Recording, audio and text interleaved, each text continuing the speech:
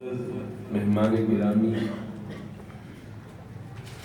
مشہور عالمی اسلام کے اسکالر اور اسلامی مصنف، مدرس، مبلغ ڈاکٹر الیاس فیصل صاحب آج ہمارے سامنے ہیں۔ اللہ تبارک تعالیٰ نے چھوٹی عمر سے حضرت کو جو صلاحیات جو اللہ تعالیٰ نے ان سے کام لیا ہے وہ بعض اوقات بڑے بڑے زمانے کے لوگ نہ کر پائے، اور یہ اللہ کا خاص فضل عظیم ہے حضرت مولانا پر کہ باوجود ایک بیماری کے اللہ نے ان سے وہ کام لیا جو صحت مند حضرات بھی شاید اس کا عشاشی نہ کر سکیں۔ اور ہمارے سامنے عالم اسلام کے بہت بڑے مفکر، میرے بڑے عزیز ترین دوست ڈاکٹر الیاس فیصل صاحب اس وقت موجود ہیں۔ مدینہ منورہ میں بھی ان کی گراں قدر خدمات تھیں، کلیہ، ماجسٹر اور دکتورہ میں۔ اس کے بعد مجمع القرآن میں حضرت نے بڑے عرصے تک کام کیا اور قرآن کریم کی خدمت اور تحقیق میں حضرت مصروف رہے، اور اب بھی روزانہ ایسا شاید ہی کوئی دن ہوگا کہ حضرت کا کہیں لیکچر بیان نہ ہو۔ اور آج ہمارے لیے یہ خوش قسمتی ہے کہ ہمارے جامعہ فتحیہ میں حضرت نے اپنے قیمتی وقت سے اتنا زیادہ وقت ہمیں عطا فرمایا کہ ہم اس پر شکریہ ادا کرنے سے قاصر ہیں کہ آپ روز تشریف لایا کریں گے اور علماء کی تربیت ایسی فرمائیں گے کہ جو علماء فارغ ہونے کے بعد اب ان کی خاص طور پہ ذمہ داری ہے یتفقہوا فی الدین ولینذروا قومہم اذا رجعوا الیہم لعلہم یحذرون، کہ اب یہاں سے جب فارغ ہو کے علماء تشریف لے جاتے ہیں اپنے گھروں کو تو ان کے دو محاذ ہوتے ہیں، ایک خصوصی اور ایک عمومی۔ خصوصی محاذ تو تدریس ہے کہ وہ پڑھاتے ہیں اور وہاں علماء ان سے تعلیم حاصل کرتے ہیں، لیکن خصوصی محاذ اس سے بھی اہم ہے کہ جہاں عوام کو دین کا علم دینا اور ان کو دین سے آگاہ کرنا، اس کے لیے اب سے اگر تربیت حاصل نہ ہوگی تو شاید اتنے نتائج اچھے نہ حاصل کر سکیں۔ عوام آج ہمارے اس دور میں صرف پرانے دور کے خطباء کی طرح قصے سننے کے عادی نہیں رہے، اب تو وہ ٹو دی پوائنٹ بات سنتے ہیں اور علمی باتیں سنتے ہیں۔ اتنا میڈیا عام ہو چکا ہے اور اسی طرح ذرائع ابلاغ اتنے آ چکے ہیں کہ اب پرانی طرز خطابت وہ بھی تقریباً مؤثر نہیں رہی، صرف شاید دیہاتوں کے لوگ اس سے متاثر ہو جائے تو ہو جائے۔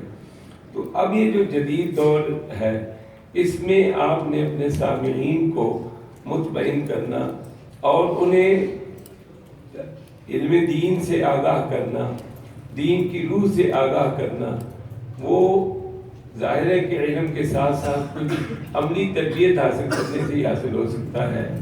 تو حضرت 3 دن ہمارے سامنے طلباء کو، خاص طور پہ طلباء کے اب جیسے نالائقوں کو، سب کو یہ تربیت دیں گے کہ ہم نے کیسے خطابت کرنی ہے اور ہم نے کیسے لوگوں کو دین ان کے دلوں میں اتارنا ہے، اذہان میں اتارنا ہے۔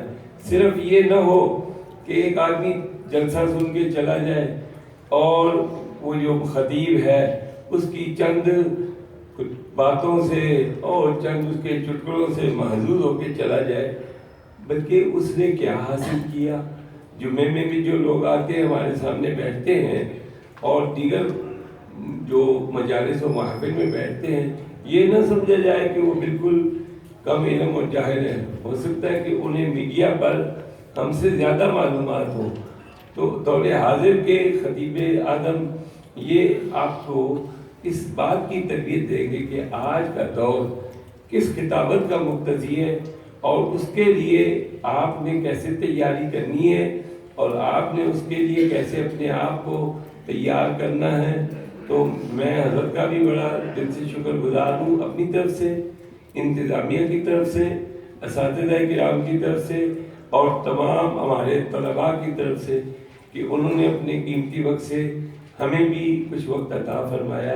اللہ تعالی ہمیں مستفید ہونے کی توفیق عطا فرمائے، اور اللہ تعالی ہمارے دوست ڈاکٹر صاحب کی صحت میں، عمر میں، علم میں برکت دے۔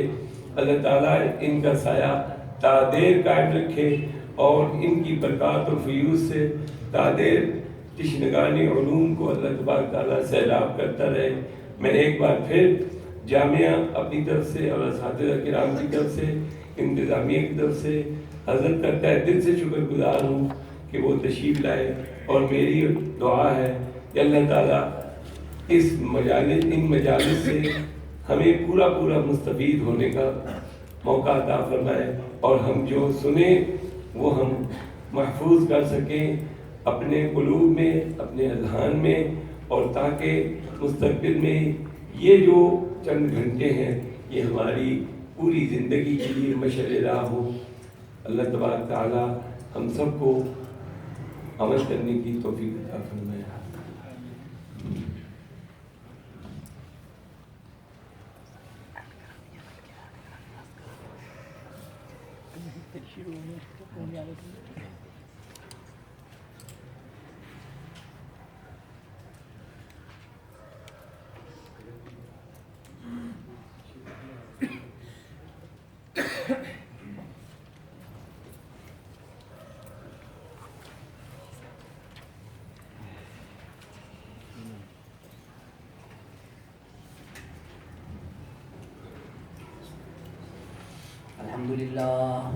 الحمد لله نحمده ونستعينه ونستغفره ونؤمن به ونتوكل عليه ونعوذ بالله من شرور أنفسنا ومن سيئات أعمالنا، من يهده الله فلا مضل له ومن يضلله فلا هادي له، ونشهد أن لا إله إلا الله وحده لا شريك له، ونشهد أن محمدا عبده ورسوله. أما بعد فأعوذ بالله من الشيطان الرجيم. إن الله وملائكته يصلون على النبي يا أيها الذين آمنوا صلوا عليه وسلموا تسليما. اللهم صل على محمد وعلى آل محمد كما صليت على إبراهيم وعلى آل إبراهيم إنك حميد مجيد. اللهم بارك على محمد وعلى آل محمد كما باركت على إبراهيم وعلى آل إبراهيم إنك حميد مجيد. محترم اساتذہ کرام، جامعہ فتحیہ کے منتظمین اور عزیز طلباء، ہم آپ کو اس مختصر سے خطابت درس قرآن کریم اور شارٹ کورسز سے متعلق کورس میں خوش آمدید کہتے ہیں۔ اللہ رب العزت آپ کا اس کورس میں آنا آپ کے لیے اور ہمارے لیے مبارک، مفید اور نافع بنائے۔ گفتگو کے آغاز سے پہلے بیٹا دو باتیں میں آپ کے سامنے رکھنا مناسب سمجھتا ہوں۔ سن 1979-80 میں شاہی مسجد کے ساتھ ملحق علماء اکیڈمی ایک ادارہ ہے جنہوں نے علماء کے لیے ایک تخصص کا سلسلہ شروع کیا 2 سال کا۔ اس وقت ہماری اکیڈمی کے ڈائریکٹر ڈاکٹر محمد یوسف گورایا تھے۔ ان کی انتظامی خوبی یہ تھی کہ لاہور اور گرد و نواح میں علمی حوالے سے جو کوئی اہم شخصیت دستیاب ہوتی ان سے وقت لے کر طلباء کے لیے لیکچر دلواتے۔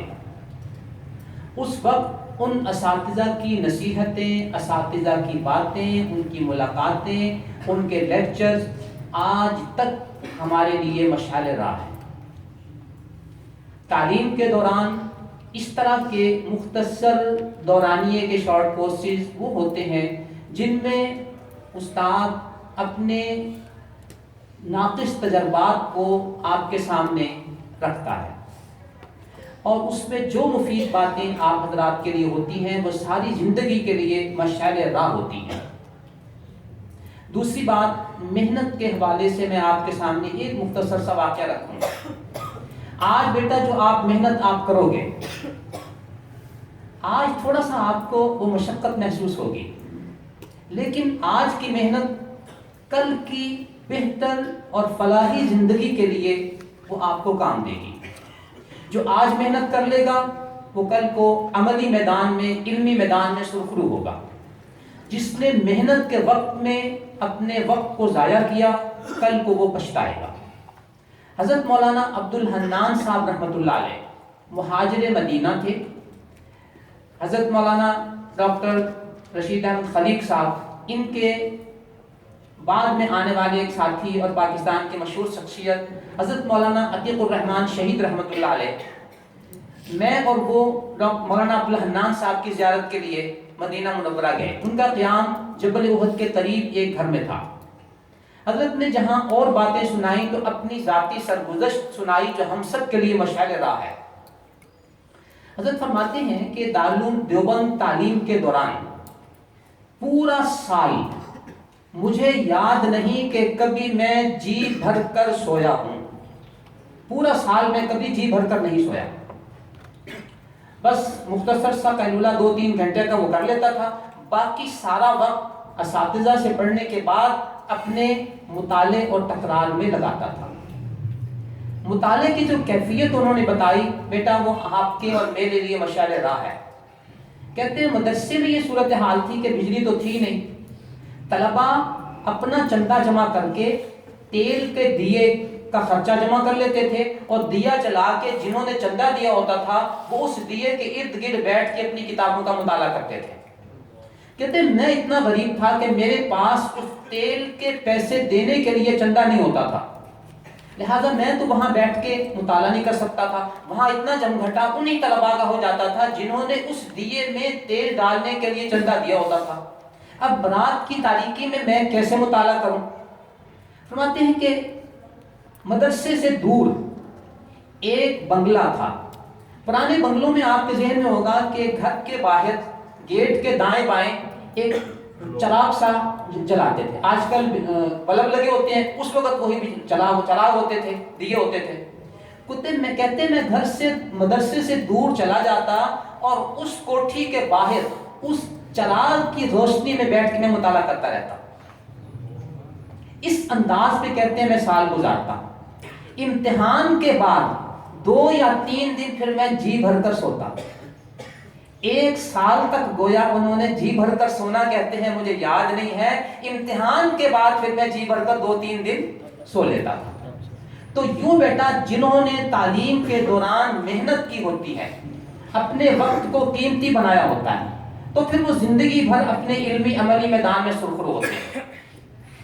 آپ حضرات اگر ان چند دنوں میں محنت کر لیں گے اور اس کے ساتھ ساتھ آپ کے اساتذہ کرام، آپ کے مدرسے کی انتظامیہ آپ کے لیے اس طرح کے جو بھی پروگرام رکھتی ہے وہ آپ کے مستقبل کے فائدے کے لیے ہے، آپ کو پریشان کرنا مقصد نہیں ہے۔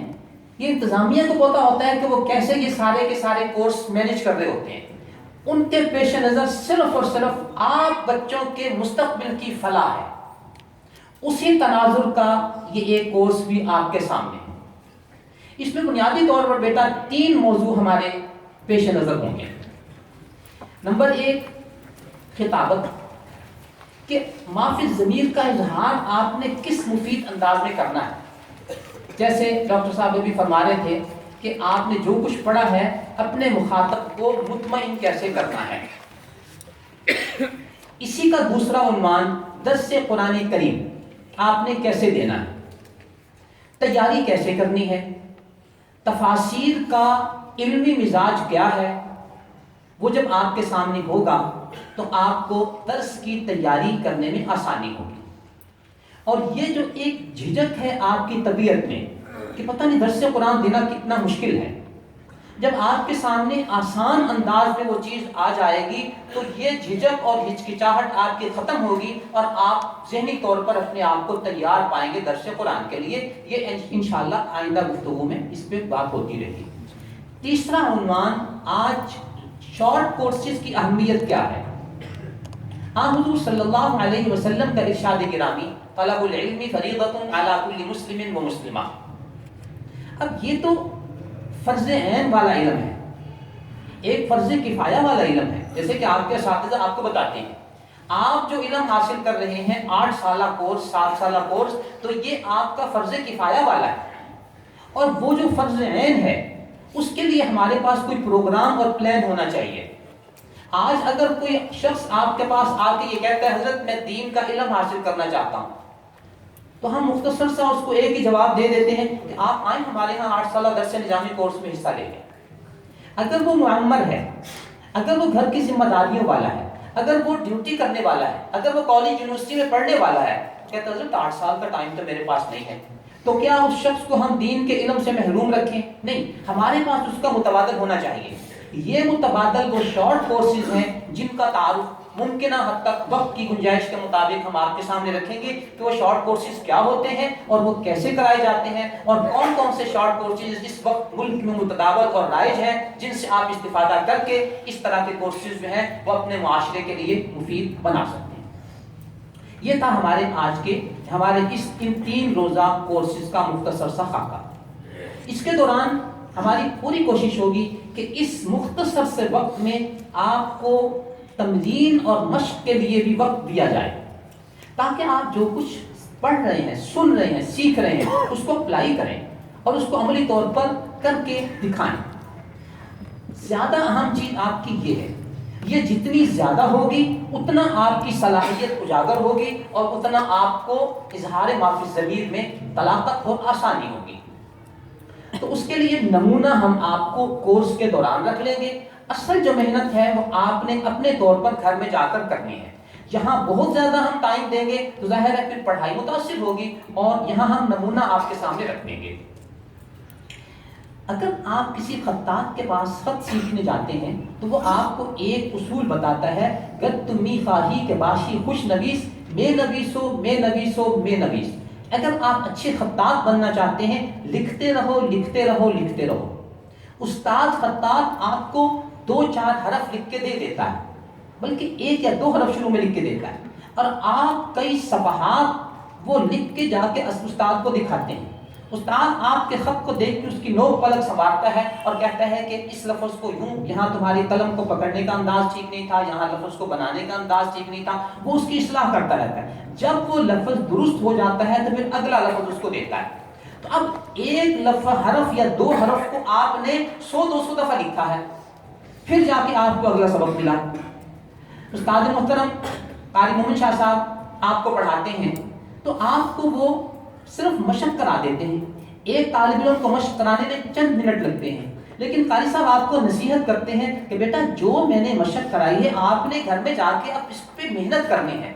جتنی اچھی تیاری کر کے آپ آ کے استاد محترم کو سناتے ہیں، وہ اس کے مطابق پھر آپ کی درستگی کرتے ہیں، اور اگر اس میں مطمئن ہو تو آپ کو اگلا سبق دے دیتے ہیں۔ ایسی ترتیب ہوتی ہے۔ بیائی نہیں بیٹا، جو بھی چیز آپ نے سیکھنی ہے اس میں آپ کی اپنی محنت کو بنیاد رکھتی ہے۔ استاد کا کام ہے صرف اور صرف آپ کو راہ بتا دینا اور اس میں بنیادی گائیڈنس فراہم کرنا، یہ بنیادی چیز ہوتی ہے۔ تو ہماری بھی کوشش یہ ہوگی کہ ہم بنیادی چیزیں آپ حضرات کے سامنے رکھیں جو ان 3 موضوعات سے تعلق رکھتے ہیں۔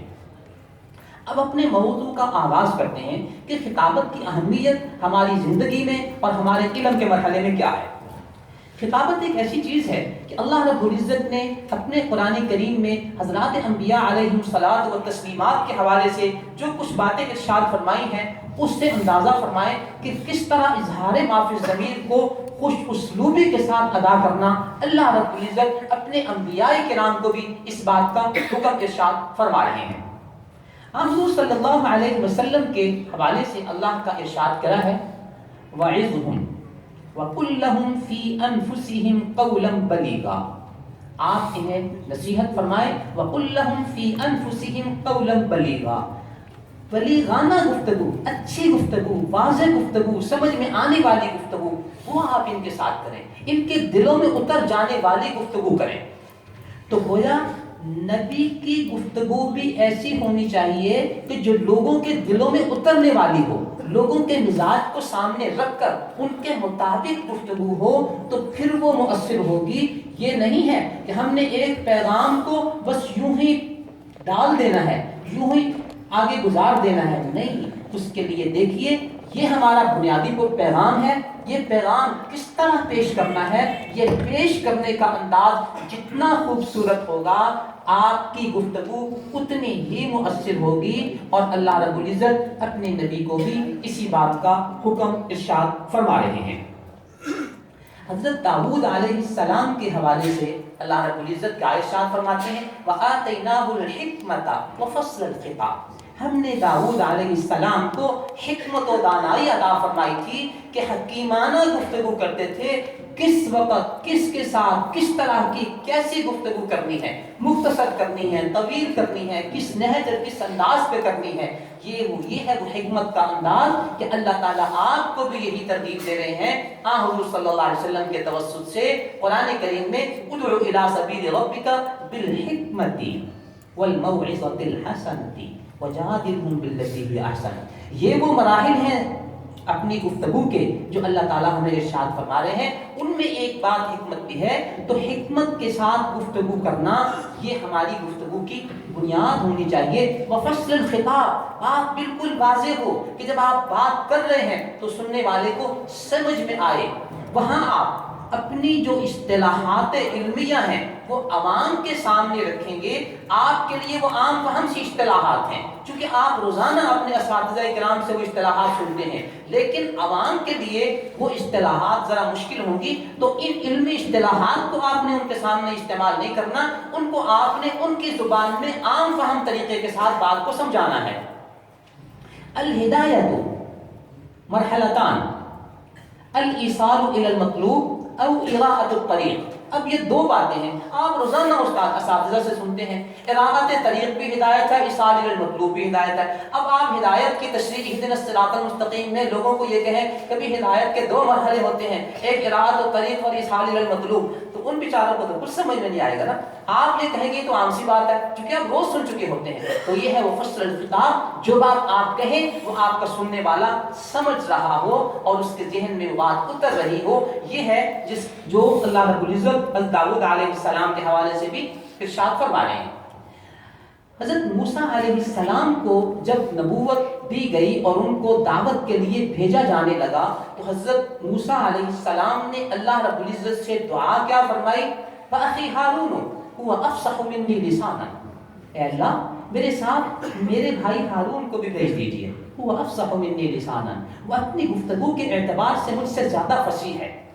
تو گویا نبوت کا برحق ہونا یہی کافی نہیں ہے اپنے پیغام کو پہنچانے کے لیے، بلکہ اس پیغام کو کس بہتر انداز میں پہنچانا ہے یہ ہے اس مقصد کے حصول کی بنیاد. لہذا وہ ارشاد فرما رہے ہیں اے اللہ میری جو صلاحیت ہے مجھے معلوم ہے، لیکن میرا بھائی افصح منی لسانا ہے، لہذا اس کو بھی میرے ساتھ بھیج دیں تاکہ ہم مشن نبوت کو بہتر انداز میں فرعون اور اس کی قوم کے سامنے رکھ سکیں. تو اس سے آپ کو اندازہ ہوا کہ یہ آپ جو علم معانی، علم بدیع، علم بلاغت پڑھتے ہیں تو اس پڑھنے کا مقصد کیا ہے؟ اس سے آپ یہ سیکھیں کہ کون کس انداز میں آپ نے لوگوں کے سامنے بات رکھنی ہے. یہ ایسے ہی نہیں آپ کو پڑھایا جاتا.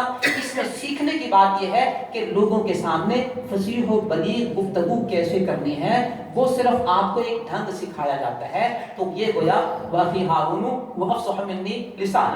حضور صلی اللہ علیہ وسلم کو جو ارشاد گرامی ہے ان من البیان لسحرا، بعض گفتگویں ایسی ہوتی ہیں جو اس طرح متاثر کر دیتی ہیں اپنے سامع کو جیسے جادو کسی کو متاثر کر دیتا ہے. تو اسی طرح انسان کی گفتگو بھی دوسرے کے اوپر اس طرح اثر انداز ہوتی ہے. وہ کب ہوگی؟ جب وہ مؤثر گفتگو ہوگی. اگر وہ غیر مؤثر گفتگو ہوگی تو ظاہر ہے اس کا وہ نتیجہ آپ کے سامنے نہیں آئے گا.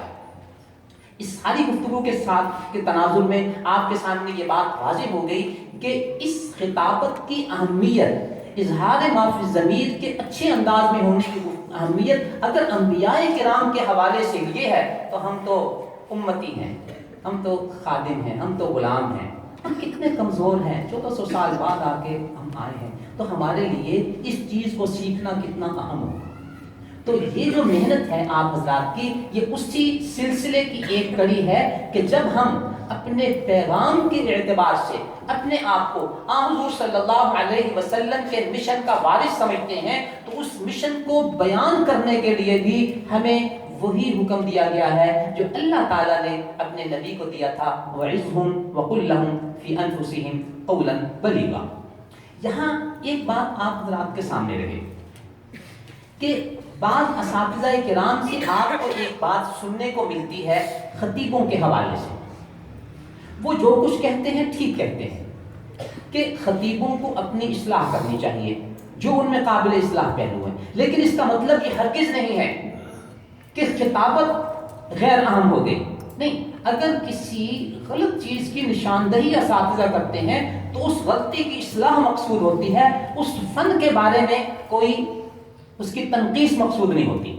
تو ہم لوگ یہ سمجھ لیتے ہیں کہ اگر استاد محترم نے کسی خطیب کے موقف کی اصلاح یا اس کی درستگی یا غلطی کی نشاندہی کے طور پر کوئی بات کر دی ہے تو اس کا مطلب ہے کہ اس کا وہ مشن خطابت جو ہے وہی غیر اہم ہو گیا، نہیں۔ نہ اساتذہ کرام کے اس کہنے کا مقصد یہ ہوتا ہے اور نہ ہی یہ صحیح تجزیہ ہے ہمارا کہ ہم اس سے یہ کہیں۔ تو ایسی اگر کوئی بات ہو تو اس کو آپ جہاں رکھنا ہے وہاں رکھیں، اس سے کوئی ایسا نتیجہ نہ نکالیں کہ جو ان کا مقصود نہیں ہے۔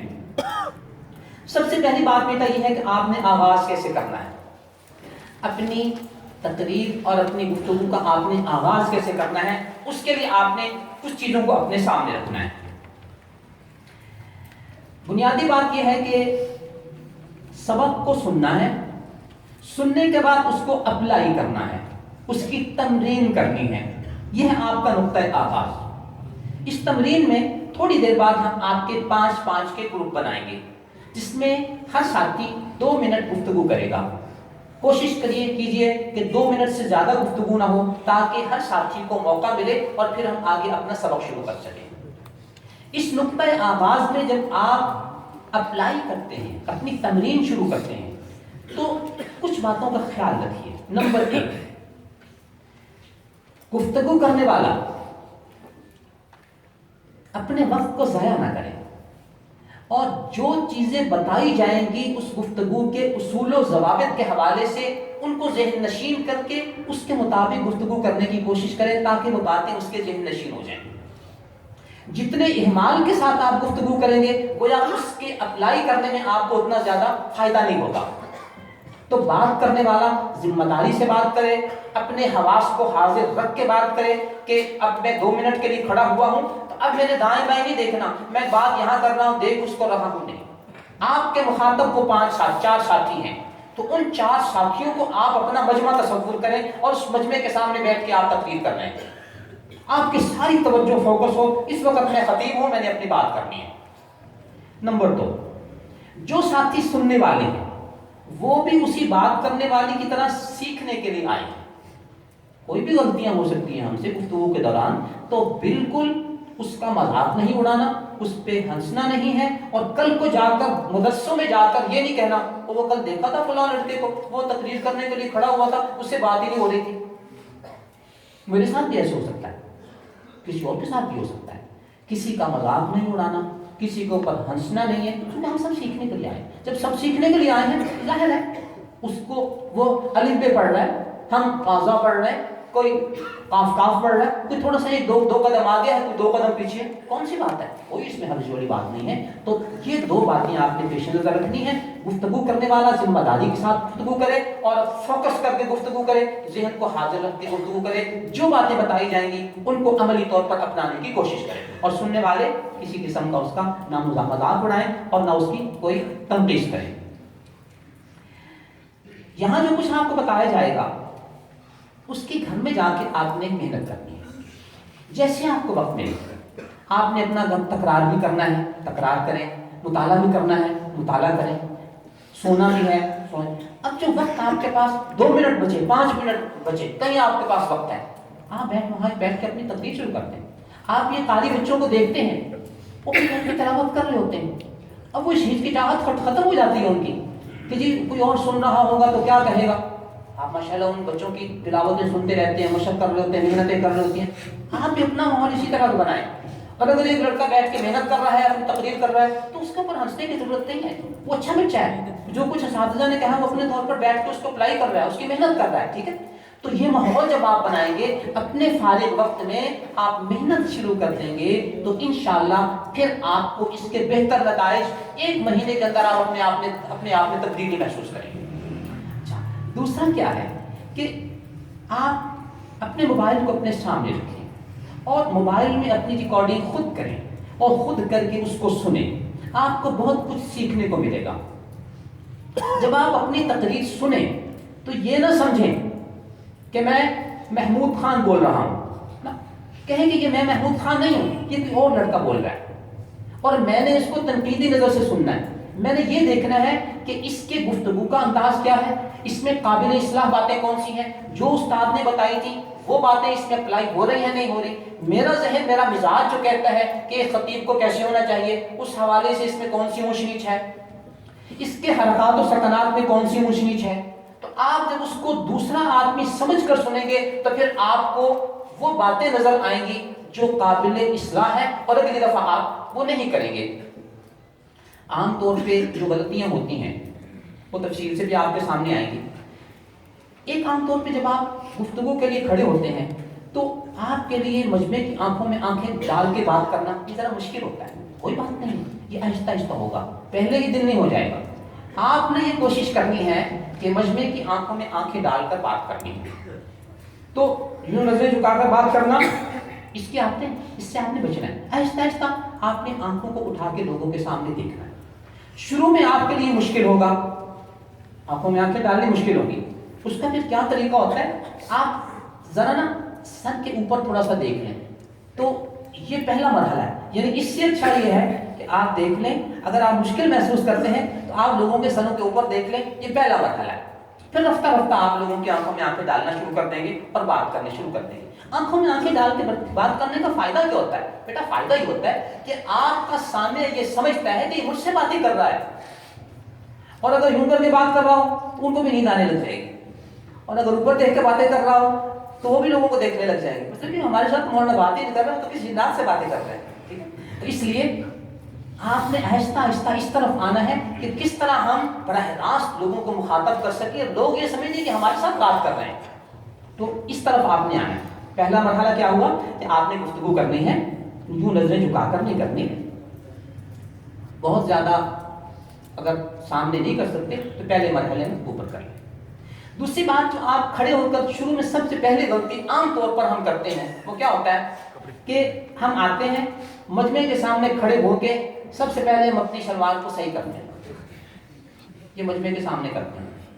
آپ حضرات بیٹا آپ کے آنے کا مقصد یہ ہے کہ یہاں ہم سیکھنے کے لیے آئے ہیں، ہم اپنی اصلاح یہاں پر کر لیں گے، کوئی بات نہیں، ہم سیکھنے کے لیے آئے نا، لیکن کل کو جب آپ مجمع کے سامنے کھڑے ہو کر ایسا کریں گے تو وہاں آپ کو بتانے کے لیے کوئی نہیں آئے گا، اعتراض کے لیے سارے آئیں گے، یار یہ مولوی صاحب عجیب ہیں، کھڑے ہوتے ہیں تو کھڑے ہو کے سب سے پہلے اپنی شلوار ٹھیک کرتے ہیں، ٹھیک۔ اچھا آپ ایک دن ایسے کیجئے کہ موبائل سے کیمرہ سامنے رکھیے اور کھڑے ہو کے اپنی شلوار ٹھیک کریں، پھر اپنے آپ کو خود دیکھیں کہ میں کیسا لگ رہا ہوں، جیسا آپ اپنے آپ کو لگ رہے ہیں ویسے ہی آپ لوگوں کو بھی لگ رہے ہیں۔ تو اس بات کی آپ نے کوشش کرنی ہے کہ کھڑے ہونے کے بعد آپ کھڑے ہونے سے پہلے اپنے آپ کو بالکل تیار کر کے ممکن حد تک تیاری کر کے اور وہاں کھڑے ہو کر آپ نے ایسا کوئی کام نہیں کرنا جس سے لوگ محسوس کریں یار مولوی صاحب کو کوئی ابتدائی طور پہ کھڑے ہونے کی تیاری کا بھی پتہ نہیں ہے۔ ہوتا کیا ہے، ہم محسوس یہ کرتے ہیں کہ کیا ہماری شلوار ڈھکنے سے اوپر ہے کہ نہیں، اگر نیچے ہوگی تو لوگ اعتراض کریں گے، ٹھیک ہے، اس سے بچنے کے لیے ہم یہ کرتے ہیں۔ تو کیوں نہ آپ پہلے سے اپنے آپ کو تیار کر کے آئیں، آپ اس طور پر تیار ہو کر آئیں کہ کھڑے ہو کر آپ کو پھر یہ شک شبہ نہ ہو۔ تو اس بات سے آپ نے پہلے مرحلے میں بچنا ہے، آنکھوں میں آنکھیں ڈال کے بات کرنی ہے، اور دوسرے نمبر پر یہ ہے کہ آپ نے ایسے کام نہیں کرنے جو بعد میں آپ کے لیے مشکل ہو۔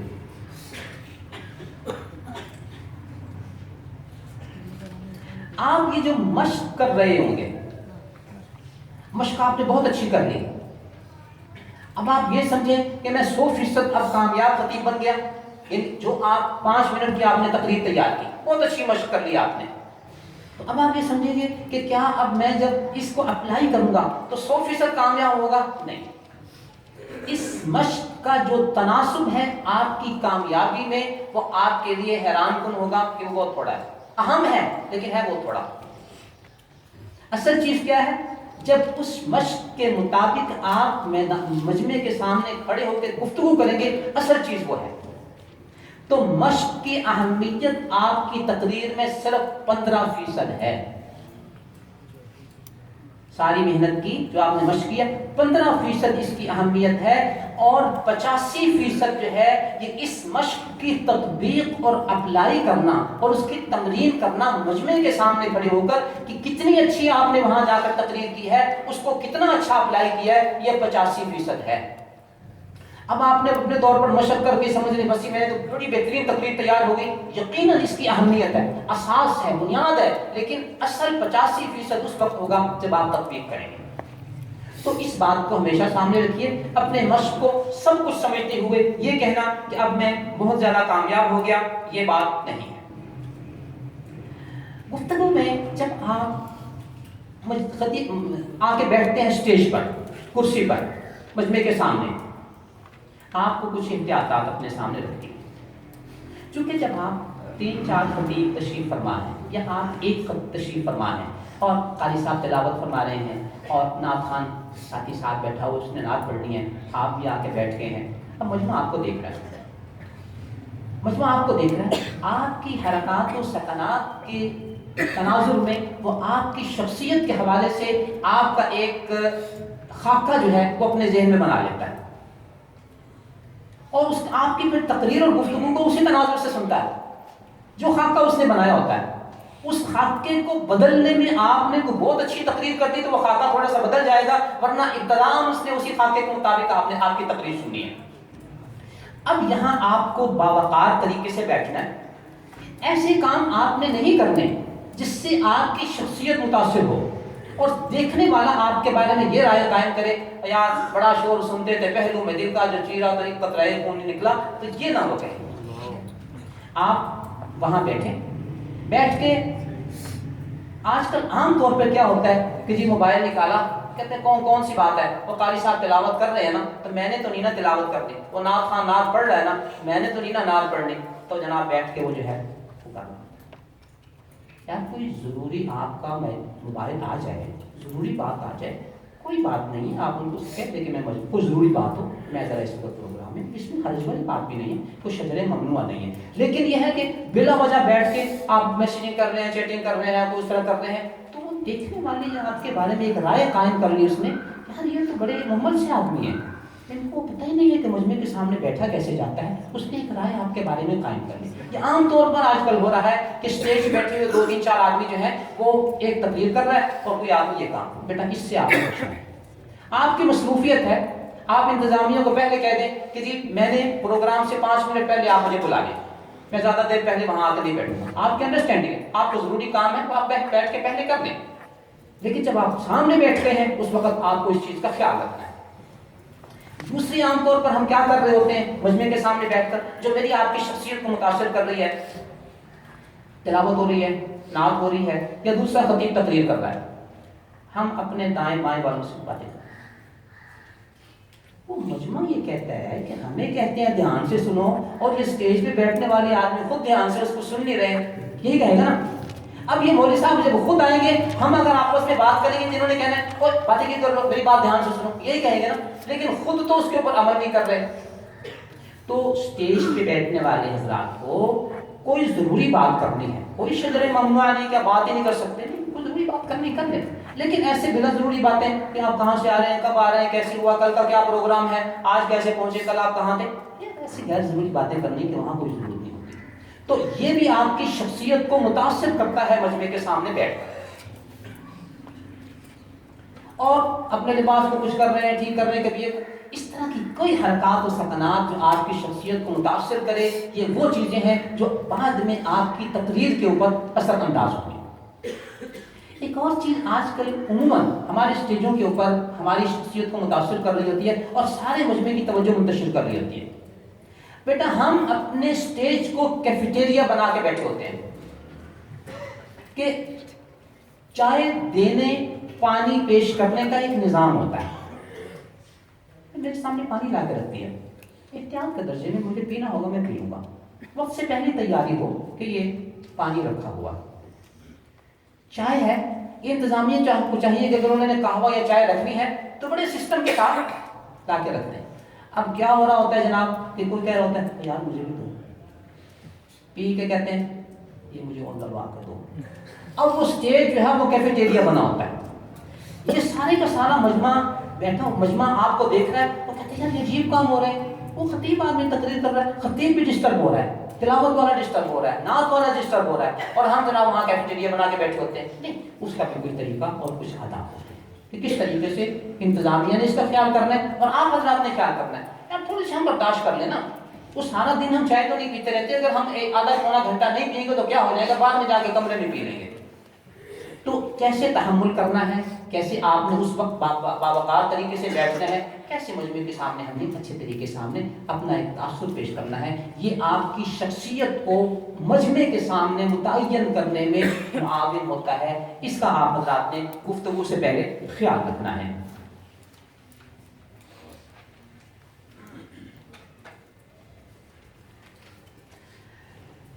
مولانا آپ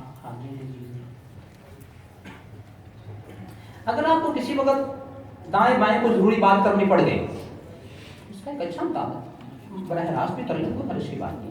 دوسرا ایک اچھا طریقہ یہ ہے کہ آپ چھوٹی سی چٹ لکھ کے ان کو پکڑا کوئی بات، وہ کہہ رہے کہ اس سے کیا کہنا چاہتے ہیں، وہ چٹ لکھ کے آپ کو جواب دیتے ہیں، 100 اس کے متبادل ہوتے ہیں. ٹھیک ہے، تو اس طریقے سے کوئی ضروری بات کرنی ہو آپ کر بھی سکتے ہیں. زبانی کرنا بھی کوئی شجر ممنوع نہیں، ضروری بات آپ کر سکتے ہیں. لیکن یہ جو ہوتا ہے نا غیر ضروری قسم کی گفتگو، اس سے بہرحال ہمیں عمومی طور پر احتیاط کرنی چاہیے.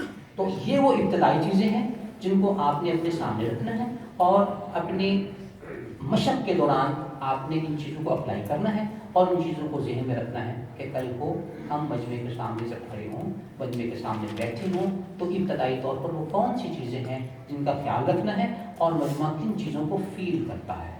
ہمیشہ آپ یہ دیکھیے کہ جب آپ کسی کی تقریر سنیں یا مجمع کے سامنے بیٹھے ہوں، آپ استفادے کی غرض سے بیٹھے کہ بھی ہم نے تو ان کی باتیں سننی ہے، لیکن سیکھنے کی غرض سے بھی بیٹھے ایز اے خطیب اور ایز اے طالب علم. آپ یہ دیکھیں یار یہ مولانا گفتگو کتنی اچھی کر رہے ہیں، یہ مولانا کی حرکات و سکنات اپنی گفتگو کے ساتھ کیسے متناسب ہیں، مولانا یہاں کتنے باوقار انداز میں بیٹھے ہوئے ہیں. آپ حضرت مولانا قاری جمیل صاحب مقدس اللہ کو بعض تقریروں میں دیکھیں گے وہ قہوہ پیتے ہیں لیکن طریقے سے پیتے ہیں.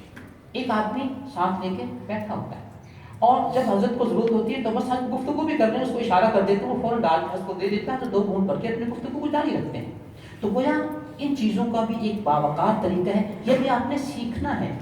ابھی آپ نوجوان ہیں، آپ کو بار بار پانی پینے چائے پینے کی ضرورت نہیں ہے، ٹھیک ہے، کوئی ایسا مسئلہ بھی نہیں ہے، لیکن یہ ہے کہ آپ دیکھتے ہیں کہ اگر ضرورت ہوگی تو کس اچھے انداز میں آپ نے وہ کام کرنا ہے. تو اس طریقے سے آپ ان کو سیکھیں. یوں جب آپ تقریر کسی کی سن رہے ہیں تو آپ کو بہت ساری چیزیں سیکھنے کو ملیں گی جو اچھی ہیں ان کو اپنانا ہے، اور جو چیز آپ یہ محسوس کریں یار یہ مجھے اچھی نہیں لگ رہی، یہ جو انہوں نے کام کیا ہے، اس کا مطلب ہے بطور مجمع اور بطور سامع اگر آپ کو اچھی نہیں لگی تو اس کا مطلب ہے دوسرے لوگوں کو بھی اچھی نہیں لگی، آپ نے اس سے احتیاط کرنی ہے.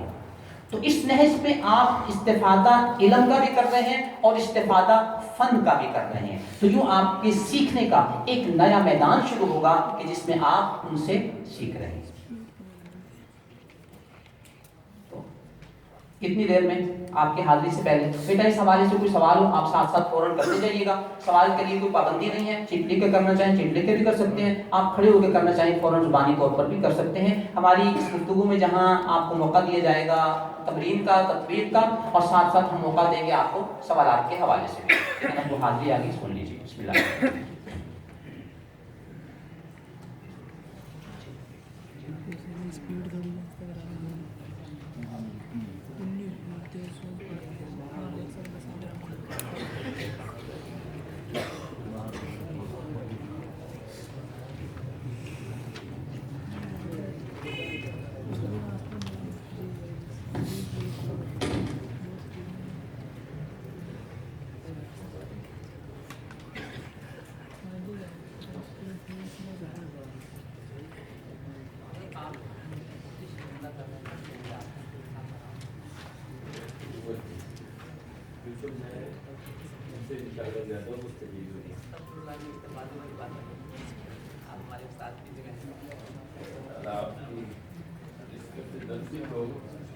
یہ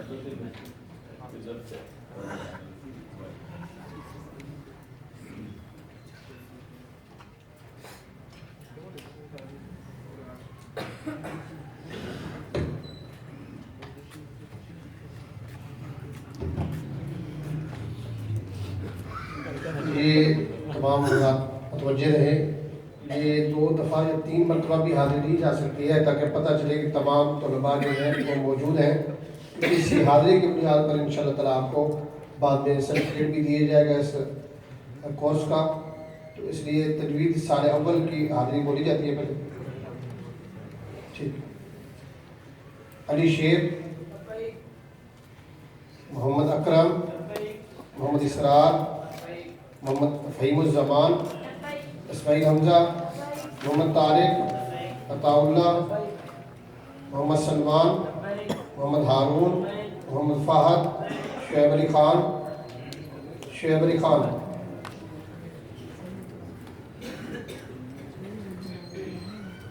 عمر فاروق، محمد مبشر، محمد اسد اللہ، انیس الرحمان، بخت منیر، اعجاز الحق نہیں ہے، محمد زید، محمد فیضان، واصف سعید، فیضان احمد، فیضان بن مسعود، پھر پہلے ذیشان ادریس، عبد الرؤوف، سال ثانیہ، شہباز علی، کون ہے شہباز علی؟ بھائی تجوید سال ثانیہ کی بات ہوگی۔ محمد جمال، ابو بکر، اسامہ قاسم، محمد حیات، محمد سلیم، محمد زہیب،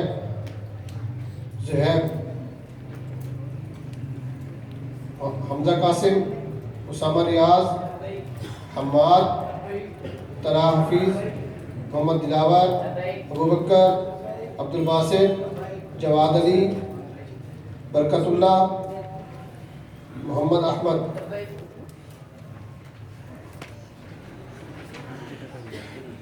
قرأت سبع والے، مومن خان، وقاص احمد، محمد زبیر اسلم، عبداللہ،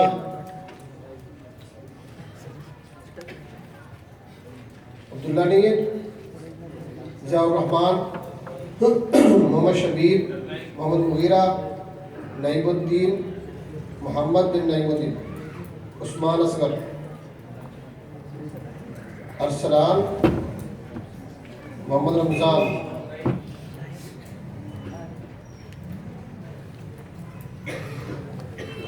تجید علماء، عمر نیاز، زعفران اللہ، محمد رفیق، محمد نواز،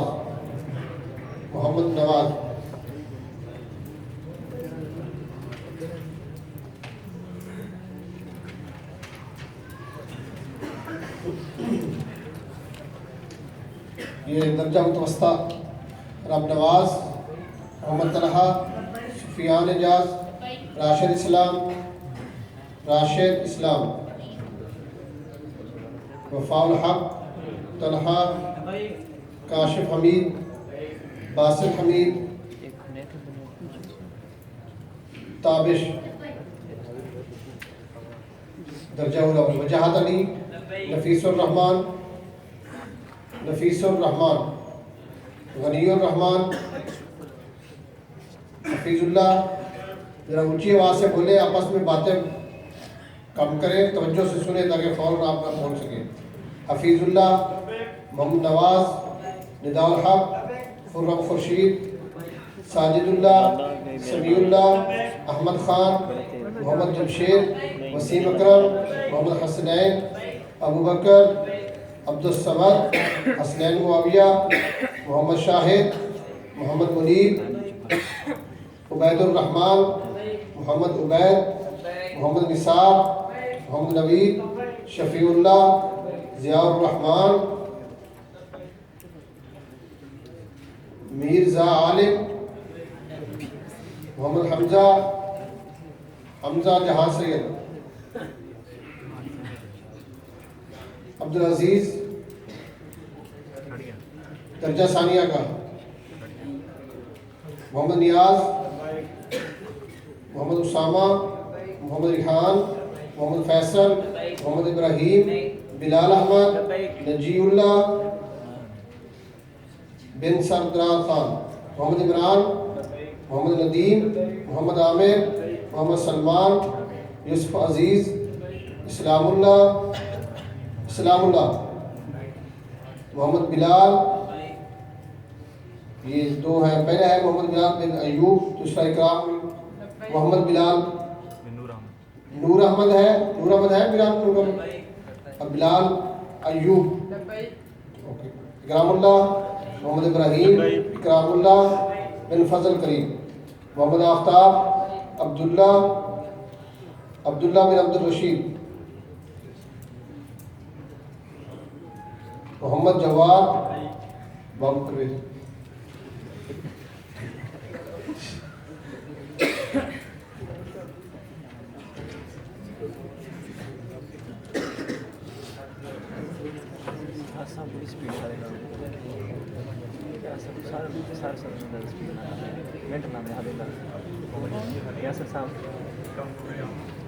درجہ ثالثہ اعظم طارق، اسامہ عزیز، مزمل، امجد، احمد شکور، اسامہ، عمار، طیب، سمیر، عبدالحلیم، زین اللہ، حسنین ولی محمد، عبید الرحمن، احمد علی، سہیل۔ درجہ رابعہ زبیر، سید خلیل، عدیل، فیصل، معاذ، اصغر، اشرف، زین اللہ، عبدالوکیل، زکریہ، جاوید، سائم، اسامہ، احمد، محسن۔ درجہ خامسہ عنایت اللہ، کامران، محمد شکور، شائخ الرحمن، اسماعیل، شیر الحق، محمد ارشد، سجاد، مکاشہ، شاہد، فرمان، محمد عارف، طلحہ، عاقب، عادل، حجاز، بشیر، جمیع اللہ، خزیمہ، محمد عمر۔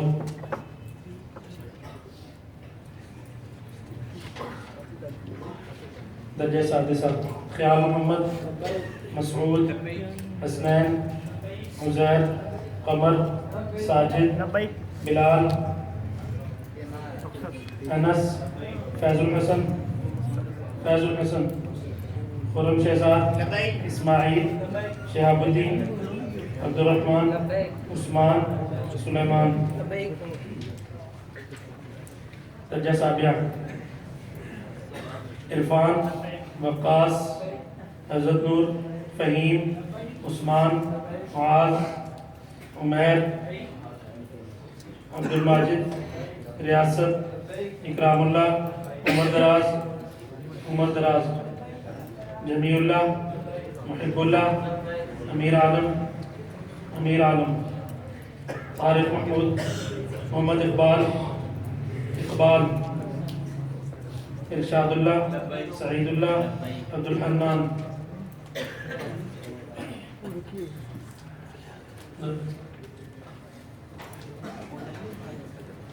دورہ حدیث زمان اجمل، عزیز الرحمان، اسلم، عمران، محمد شکیل، کامران، خرم شہزاد، محمد زبیر، شفیق الرحمان، ابو بکر، محمد عظیم، نعیم شوکت، سیف اللہ رمضان احسان اللہ فاروق اعظم محمد الیاس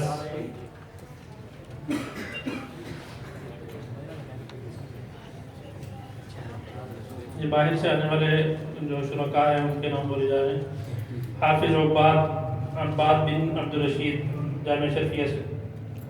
محمد شجاع جامعہ شرفیہ سے. حافظ محمد فیصل جامعہ شرفیہ سے.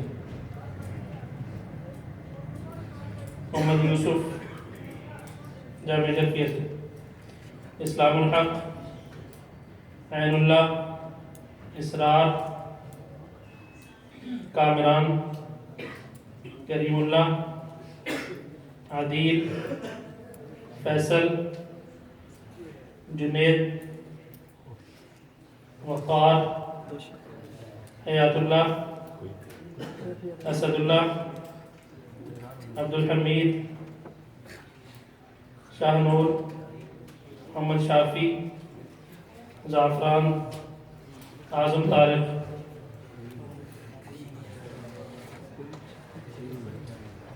فخر الاسلام محمد اقبال شاہد اکرام.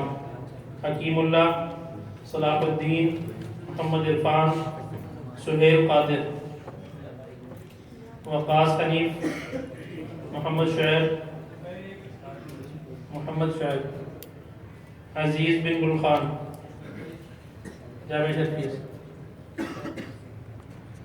داد اللہ شہباز علی مدثر جامعہ شرفیہ سے. محمود الحسن اکرام الحق محمد فرحاد سہیل احمد عبدالعلیم عامر بن غلام عادل. احمد عبید محمد صبیر عبدالوحید محمد سہیب. امداد اللہ بلال جامعۃ الحمید سے. نصیر احمد جامعۃ الحمید سے. انعام اللہ جامعۃ الحمید. ابو بکر جاوید جامعۃ الحمید سے. مولانا عثمان صاحب بنور ٹاؤن سراج العلوم. نصیر احمد جامعۃ الحمید سے. محمد بشیر جامعۃ الحمید سے.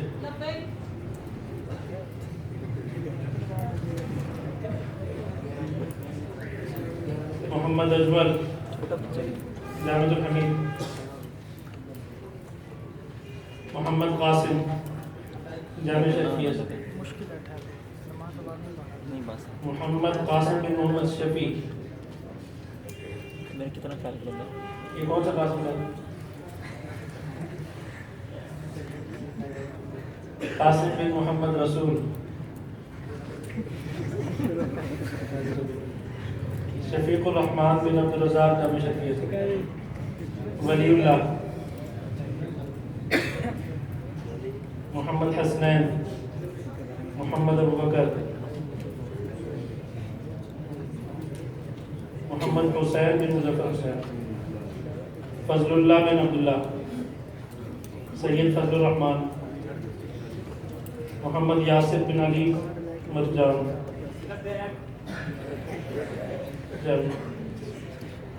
عظمت اللہ بن حکیم خان.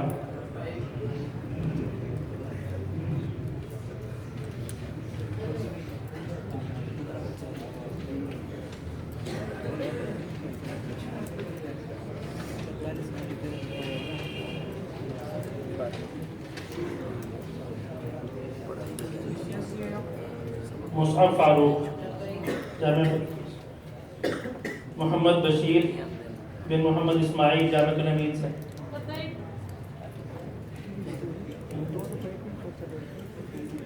سلیم رشید جامعہ شرفیہ سے. حفیظ اللہ بن زین العابدین، توفیق الرحمان، انعام اللہ بن شاہ نواز، انعام اللہ بن نعمت اللہ،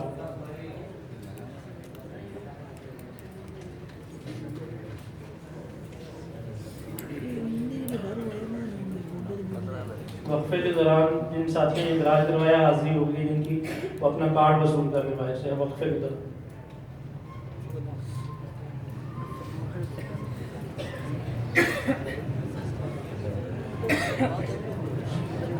اگر کسی ساتھی کا نام نہیں بولا گیا تو وہ اپنا نام لکھوا سکتے ہیں۔ باہر آئے، وہ باہر آ جائے، اپنا نام لکھوا سکتے ہیں۔